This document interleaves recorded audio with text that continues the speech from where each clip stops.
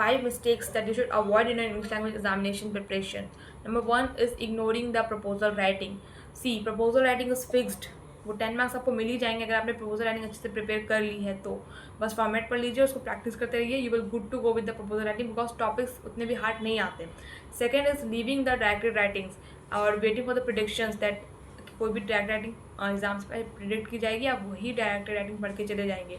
It's better कि ज़्यादा topics नहीं है, आप अभी से धीरे धीरे प्रिपरेशन करिए, क्योंकि अगर आपको फॉर्मेट आएगा और आपको आपके पास लिखने की कैपेबिलिटी होगी तो कोई भी टॉपिक क्यों ना आए आप उसमें लिख देंगे and you will get 15 marks on that. And after that devoting too much time on essays. अगर आप पेपर सॉल्व करते वक्त एसेस में ही 1 घंटे या उससे ज़्यादा टाइम डिवोट कर देते हैं, फिर रेस्ट ऑफ पेपर के लिए आपके पास टाइम नहीं बचेगा एंड फिर आपका पेपर या तो छूट जाएगा या तो फिर आप उसमें उतने अच्छी तरीके से शो नहीं कर पाएंगे जितने अच्छे तरीके से आपने प्रिपेयर किया था. आपको उतना टाइम बाकी क्वेश्चन के लिए नहीं मिल पाएगा. इट्स बेटर कि अगर आपको ज़्यादा टाइम लगता है तो आप टाइमर लगाकर एसेस को सॉल्व करने की कोशिश करिए ताकि आप लिमिटेड टाइम के अंदर आप सेटल हो जाए और एग्ज़ाम में भी आप वॉच लेकर जाएँ. और जैसे कि आप 35 मिनट्स में आपको सेट है कि you will going to complete the essay 40-45 minutes जो भी हो, आप टाइमर अपना आप अपनी वॉच देख कर ही ऐसे को कंप्लीट करने की कोशिश करिए उतने ही टाइम फ्रेम में, वरना रेस्ट ऑफ पेपर के लिए आपको टाइम नहीं मिलेगा. And the fourth point is do not use any abbreviations और contradictions in your grid format.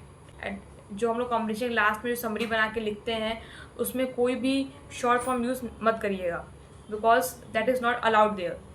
And the fifth point is see, if you are writing the quantity, if I say the quantity 400 to 450 words you are writing till that और उसके आसपास, but still अगर आपको marks 10 या 9-8 ऐसे ही मिल रहे हैं, so the mistake will be in your quality.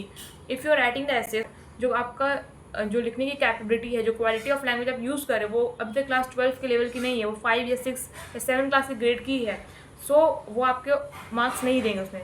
I see what it checks. It checks the quality of your language, the sentence structure, syntax, आपकी vocabulary कितनी अच्छे से यूज़ कर सकते हैं.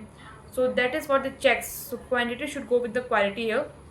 So these are the 5 mistakes that you should avoid. And if you fall in any of these 5 traps, try to avoid these 5 things. So इस video में इतना ही. And if you have any query regarding your class 12 in any topics, so you can comment it down.